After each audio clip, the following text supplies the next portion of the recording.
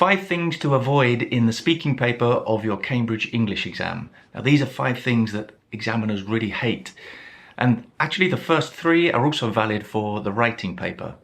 And number 1 is wordiness, verbosity, prolixity, verbiage, or tautology. And that is using too many words, basically, using unnecessary words. Now, of course, vocabulary is evaluated in the Cambridge English exams. You want to demonstrate that you have a good range of advanced vocabulary, but that doesn't mean that you should just fill every sentence with lots of advanced words. You need to use the most appropriate and precise vocabulary for the context. And trying to impress the examiners with too many fancy words is just going to sound unnatural and inappropriate. And number 2 is using overcomplicated grammar.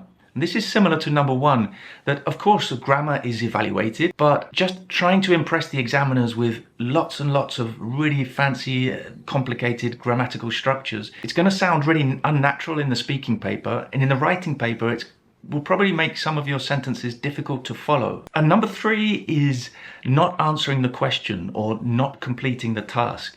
It doesn't matter how much fancy vocabulary you use and how many advanced grammatical structures and how fluently you speak or how good your pronunciation or punctuation is in the writing.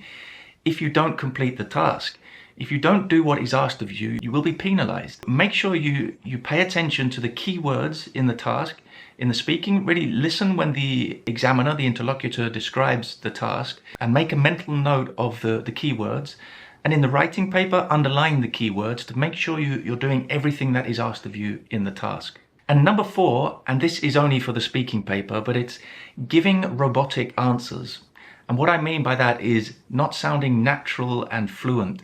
This is really especially relevant for the more advanced exams, the C1 and especially the C2 proficiency exam. Examiners know that students often prepare their answers, especially for the first question, which is usually, where do you live? But they don't want to see that. They want to see sort of spontaneity and a natural flow to your speech. You need to perform a little bit. You need to try to sound natural, even though it's a very unnatural situation. And number 5 is bad or no interaction.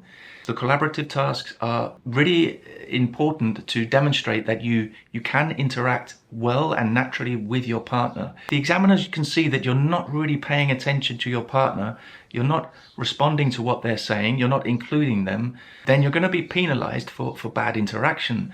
Respond to your partner and then perhaps add something and then ask your partner to respond to you. Okay, if you need more help with your Cambridge English exams, don't forget I have my online preparation courses. The link is in the description.